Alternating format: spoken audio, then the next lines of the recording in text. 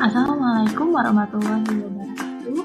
Perkenalkan, nama saya Rizky Nurul Asisi dengan NIM 2011399, kelas 2A. Hari ini saya akan menjelaskan mengenai tata letak atau layout.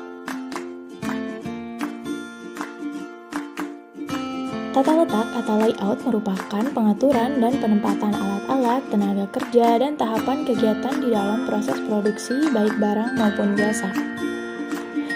Menurut Render dan Heiser pada tahun 2007 menyatakan bahwa tata letak atau layout merupakan satu keputusan penting yang menentukan efisiensi sebuah operasi dalam jangka panjang. Tujuan dari adanya tata letak atau layout ini yang pertama yaitu mempersingkat alur atau proses.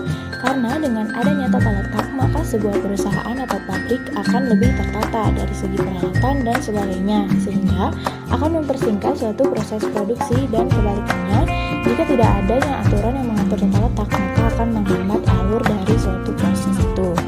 Yang kedua yaitu mengoptimalkan dalam menggunakan peralatan dan fasilitas, juga penyediaan dan pengendalian bahan baku.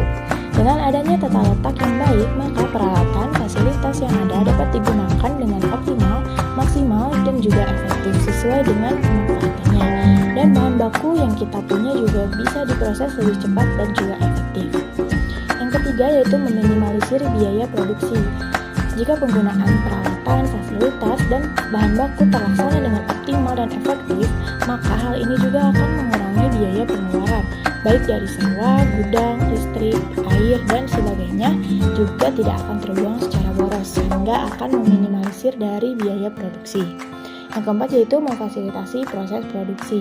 Dengan adanya tata letak dalam suatu proses produksi, maka akan memberikan hasil yang lebih maksimal dari produksi, dan hal tersebut sangat berpengaruh terhadap perkembangan perusahaan.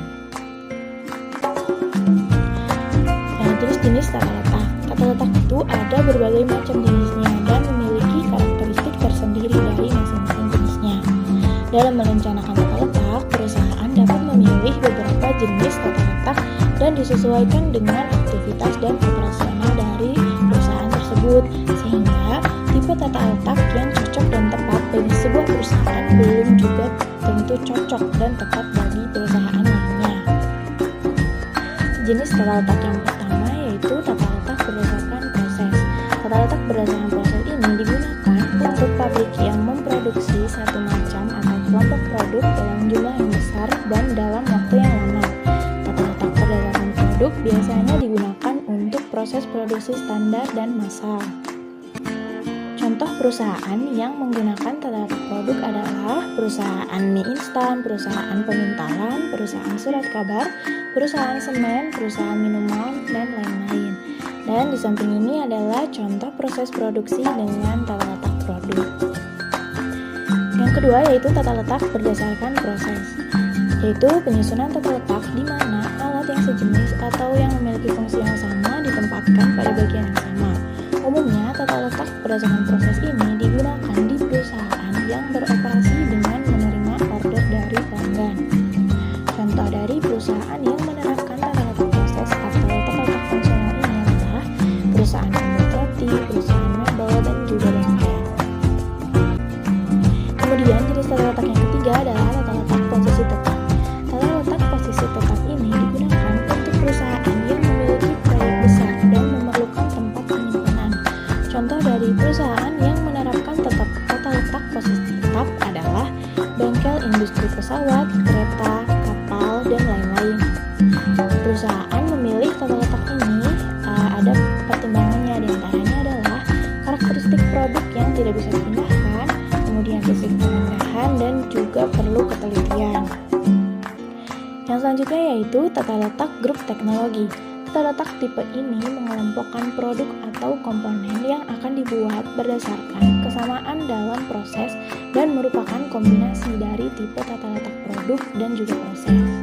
Contoh pabrik yang menggunakan tipe tata letak grup teknologi ini diantaranya pabrik alat mesin pertanian atau Alsintan, pabrik pembuatan suku cadang, dan pabrik perakitan baik mobil, motor, ataupun elektronika.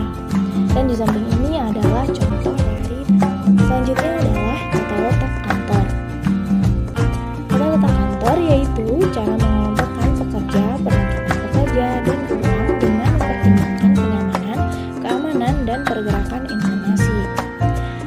membedakan antara layout kantor dan juga pabrik adalah pada kepentingan informasi.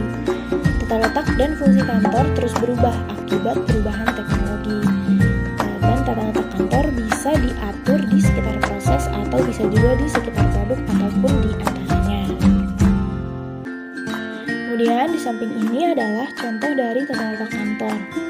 Tata letak kantor ini merupakan jenis tata letak yang paling kompleks dari tata letak jenis lainnya. Kemudian ada juga pertimbangan terkait dengan kerja kelompok, wewenang, dan juga status dari penyusunan tata letak kantor ini. Lalu pada tata letak kantor harus diperhatikan bahwa terdapat dua kecenderungan utama. Yang pertama, teknologi menyebabkan tata letak semakin fleksibel dengan memindahkan informasi secara elektronis. Dan yang kedua, perusahaan virtual menciptakan kebutuhan dinamis akan ruang yang bisa.